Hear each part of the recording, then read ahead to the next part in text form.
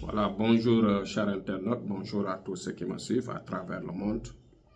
Aujourd'hui, je viens juste vous expliquer que dans la vie, il faut être vraiment quelqu'un qui gère les situations. Gérer les situations dans quelle mesure? Dans le cadre surtout d'être discret. C'est ça aujourd'hui l'ordre du jour du sujet.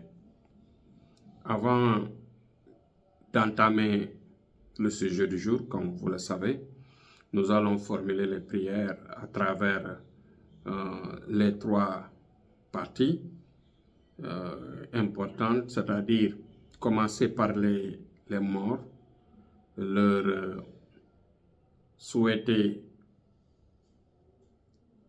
que Dieu les accueille au paradis Firdaus, que la terre leur soit légère, que la lumière des tombes leur advienne.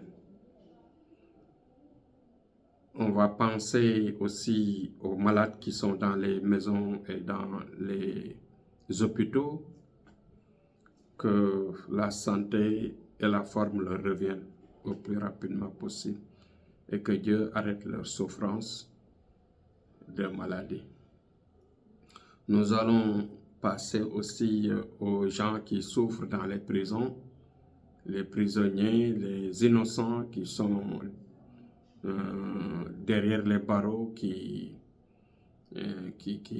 durent là-bas sans être jugés surtout.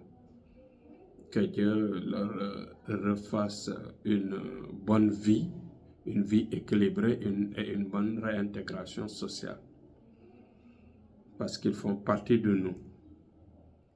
Bon, aujourd'hui, quand je parle de discrétion et d'avoir des limites par rapport au sujet des uns et des autres, c'est parce que tout simplement, nous vivons des situations parfois qui nous dépassent, dans la mesure où les gens ne se limitent pas juste à ce qu'ils comprennent, à ce qui est à leur niveau.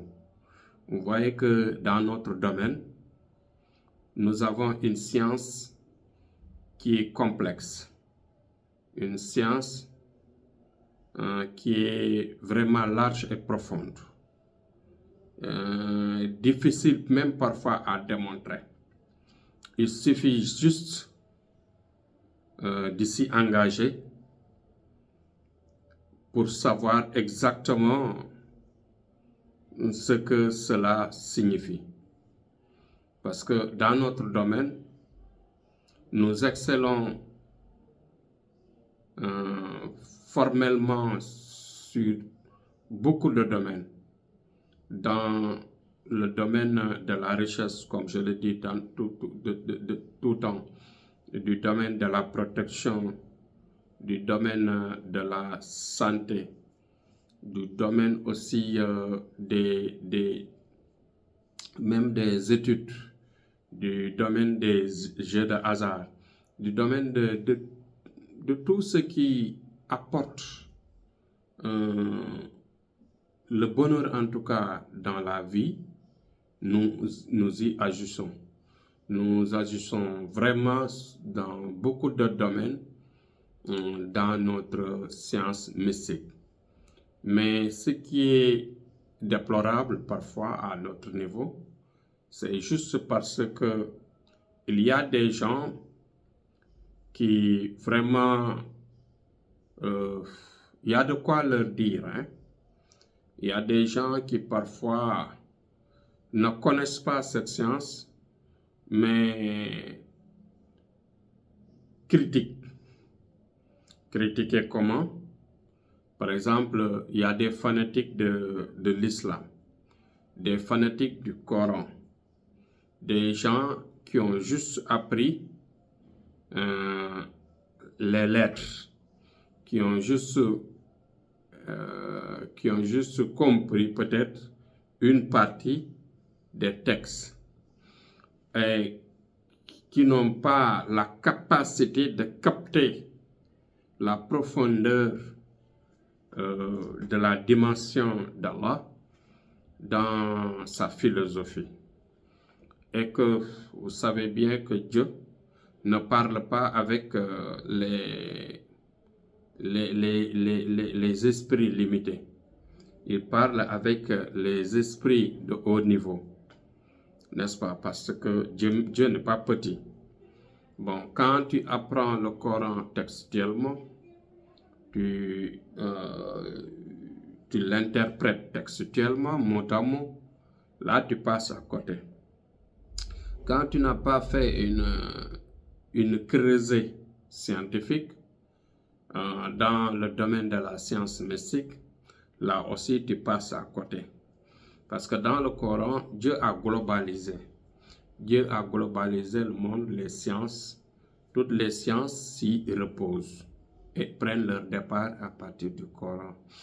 Si bien que même il y a beaucoup de livres saints qui ont précédé le Coran, comme vous le savez bien.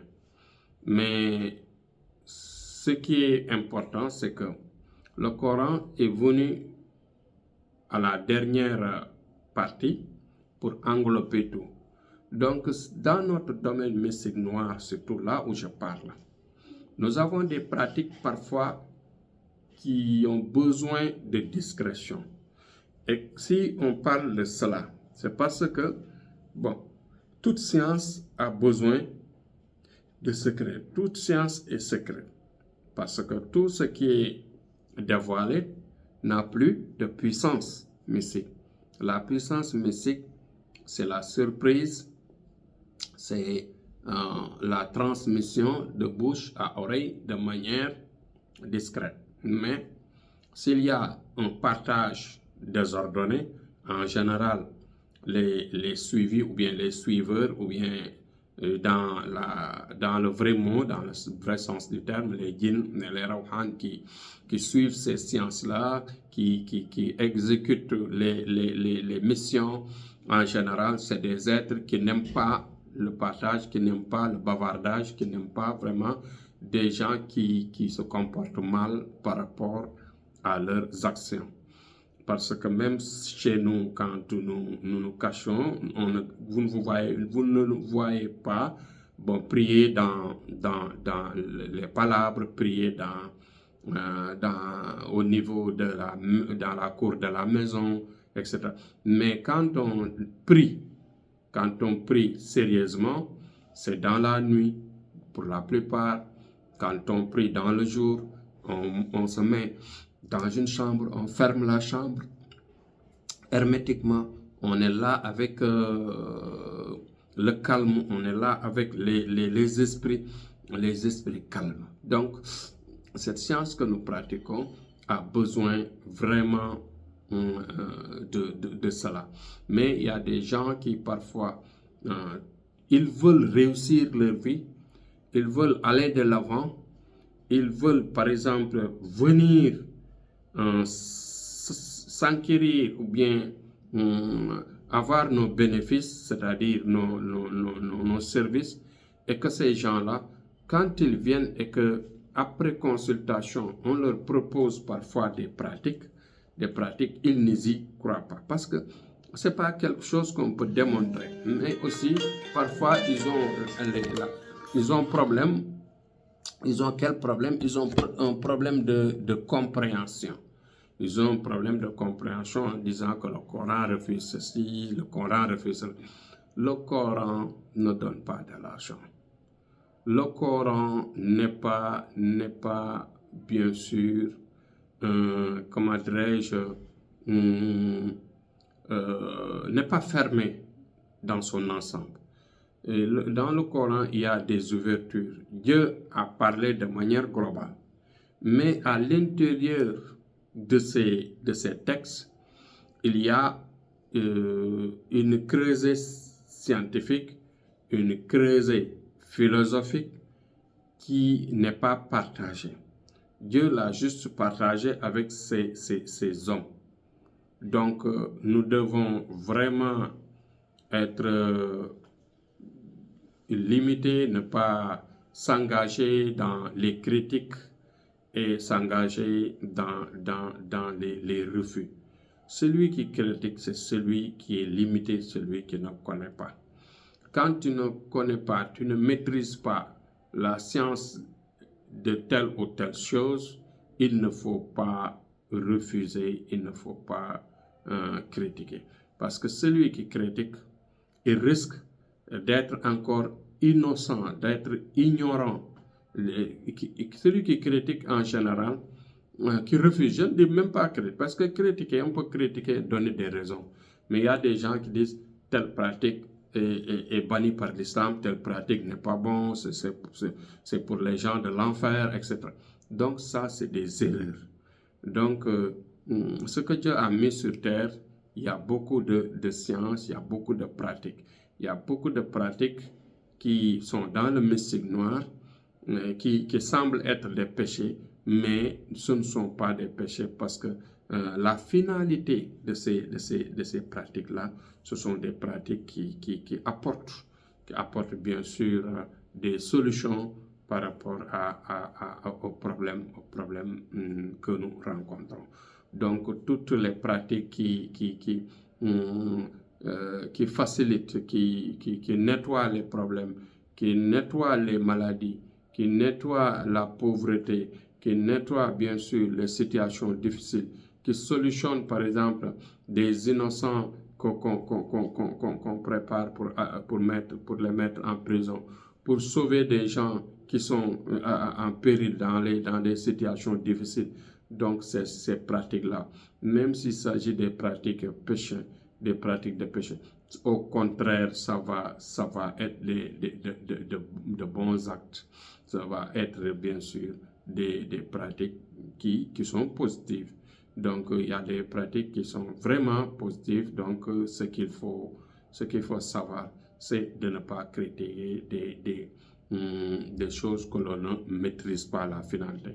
Donc, à notre niveau, on ne peut pas s'aventurer d'après des années de prière, d'après des années de lumière, d'après des années de recherche, jusqu'à avoir le grade que Dieu nous a donné à travers le prophète, le saint prophète Mohammed, paix et salut sur lui.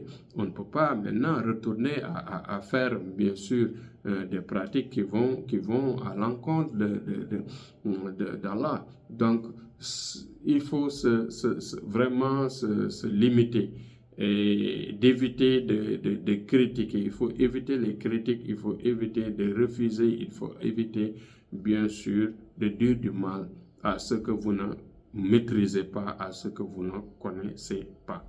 Donc, ce que nous travaillons, nous le savons, nous le maîtrisons vraiment. Et ce sont des pratiques qui aident les gens à réussir dans la vie, qui aident les gens à vraiment sortir de situations difficiles. Donc, voilà le message que je voulais apporter aujourd'hui. Même un jour, il y avait une anecdote qui était là. Donc, il y a quelqu'un un jour qui nous avait dit, vraiment, monsieur,